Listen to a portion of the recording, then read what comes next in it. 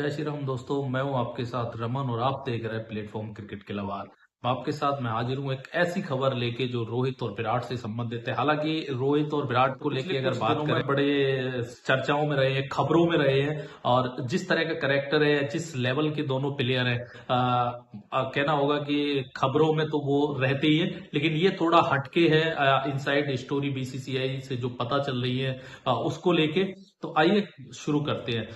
दोस्तों, जैसा कि आप जानते हो कि बीसीसीआई सेंट्रल कॉन्ट्रैक्ट जो है हर साल लाता है, और रोहित और विराट को लेके से संबंधित जो सेंट्रल कॉन्ट्रैक्ट को लेके न्यूज है, वो थोड़ा कह सकते हैं हैरान करने वाली है। अब सेंट्रल कॉन्ट्रैक्ट आने वाला है, और रोहित और विराट की अगर बात करें तो दोनों ही ए प्लस ग्रेड में है। और ए प्लस ग्रेड के लिए बीसीसीआई जो सालाना सैलरी देता है वो लगभग 7 करोड़ के आसपास है। 7 करोड़ आसपास के 7 करोड़ ही है। लेकिन अब न्यूज ऐसी है कि इस ए ग्रेड प्लस से रोहित और विराट दोनों को डी ग्रेड किया जा सकता है। और उसके पीछे की जो वजह है वो थोड़ा हैरान करने वाली है, मैं ये कहूंगा। क्योंकि बहुत बार ऐसा हुआ है कि सेंट्रल कॉन्ट्रैक्ट में प्लेयरों को एडजस्ट करने के लिए, कुछ प्लेयरों को एडजस्ट करने के लिए रूल्स चेंज किए गए। तो क्या इन दोनों लीजेंड को ए प्लस ग्रेड में रखने के लिए बीसीसीआई कुछ रूल्स में चेंज करेगा? क्योंकि अभी का जो रूल कहता है वो ये कहता है कि ए ग्रेड जो आपका है, ए प्लस ग्रेड जो है, उसमें वो मात्र खिलाड़ी रहते हैं जो तीनों फॉर्मेट खेलते हैं। और अभी की जो सिचुएशन है उसमें मात्र ही ओनली 4 प्लेयर ऐसे हैं भारत के जो ए प्लस ग्रेड में है, जिसमें रोहित और विराट ऑफकोर्स है ही हैं दोनों, साथ में इनके जसप्रीत बुमराह और रविंद्र जडेजा। अब क्योंकि रोहित और विराट दोनों ही T20 और टेस्ट से रिटायरमेंट ले चुके हैं, खबरें ये है कि बीसीसीआई शायद इनको अपग्रेड करेगा, नहीं करेगा बल्कि डी ग्रेड करेगा। और इसका मतलब ये हुआ कि ये ए ग्रेड में पहुंच जाएंगे। अब इन दोनों की लेगेसी को देखते हुए, जितने बड़े ये प्लेयर हैं और जिस तरह का फॉर्म है, अगर बात करें तो उस लिहाज से तो मुझे ऐसा लगता है कि बीसीसीआई का ये जो रूल है इसमें चेंज करके इनको ए प्लस ग्रेड में ही रखना चाहिए। क्योंकि पहले ऐसा हुआ है, सचिन तेंदुलकर, आप सभी जानते हैं, महान सचिन तेंदुलकर जब रिटायरमेंट होने वाले थे या रिटायरमेंट की घोषणा करने वाले थे, टेस्ट क्रिकेट जब वो खेल रहे थे, और उन्होंने अनाउंसमेंट किया था कि वेस्ट इंडीज के साथ श्रृंखला का जो श्रृंखला है वो उनकी लास्ट श्रृंखला है। उस समय जो है सेंट्रल कॉन्ट्रैक्ट का अनाउंसमेंट होना नहीं था, लेकिन क्योंकि बीसीसीआई उनको सेंट्रल कॉन्ट्रैक्ट में रखना चाहता था, तो ये करीब 1.5-2 महीने पहले उस सेंट्रल कॉन्ट्रैक्ट का अनाउंसमेंट हुआ, जिस समय वो अंतर्राष्ट्रीय क्रिकेट में एक्टिव थे।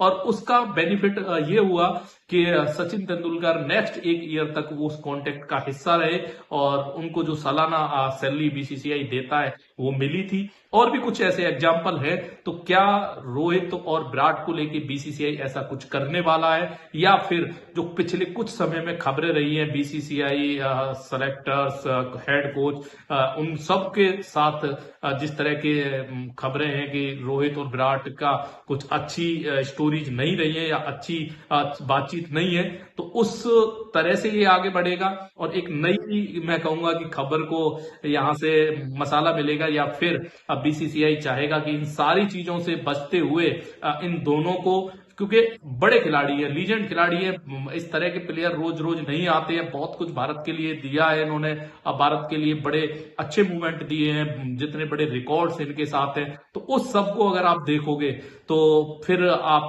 कहीं ना कहीं ये सोचोगे कि ये दोनों डिजर्व करते हैं ए प्लस ग्रेड। उस हिसाब से मैं कहूंगा कि बिल्कुल बीसीसीआई से खबरें जरूर आ रही है, लेकिन बीसीसीआई को इस बारे में सोचना चाहिए कि रोहित और विराट लीजेंड है यार दोनों ही। एक के नाम आप जानते हो, मास्टर ब्लास्टर को ओडीआई शतकों में एक ने पीछे छोड़ रखा है, और टेस्ट में क्योंकि रिटायरमेंट हो चुका है। तो दूसरा, अगर बात करो, 3-3 उसके नाम पे दोहरे शतक ओडीआई में है, छक्कों का रिकॉर्ड रोहित के नाम है। तो बड़ी लेगेसी है दोनों की। और इसका मुझे लगता है बीसीसीआई को इस बात को ध्यान में रखते ही, जब भी इस सेंट्रल कॉन्ट्रैक्ट का अनाउंसमेंट होगा, इस पे नजर रहेगी। लेकिन ये एक बड़ी खबर है कि जिस तरह से डी ग्रेड करने की खबरें अब उनको आई है, इससे पहले रिटायरमेंट को लेके, ओडीआई टीम से बाहर लेके बहुत सारी खबरें रही हैं। और एक तरह से ये कहा जा सकता है कि पिछले कुछ 1.5-2 महीनों में रोहित विराट को लेके कुछ ना कुछ स्टोरीज ऐसी आती रही हैं जिन्होंने हमेशा बीसीसीआई सेलेक्टर या हेड कोच को कटघरे में खड़ा किया है। हालांकि इस पूरी खबर में अगर बात करें तो सेलेक्टर और हेड कोच का कोई रोल नहीं है, ये बीसीसीआई का अपना डिसीजन होता है। और भी हो कि बीसीसीआई ये जब इस सेंट्रल कॉन्ट्रैक्ट का जो है अनाउंसमेंट करेगा तो इस चीज का बिल्कुल ध्यान रखेगा, इनकी लेगेसी का, ये कितने बड़े लीजेंड है, इनके रेस्पेक्ट जो मैं कहूंगा एक तरह से ये होगा, तो उसका ध्यान रखा जाएगा। फिलहाल दोस्तों इस वीडियो में अभी के लिए इतना ही। मैं मिलता हूं आपसे नेक्स्ट वीडियो में, तब तक के लिए स्वस्थ रहिए, मस्त रहिए और सुरक्षित रहिए। Thank you.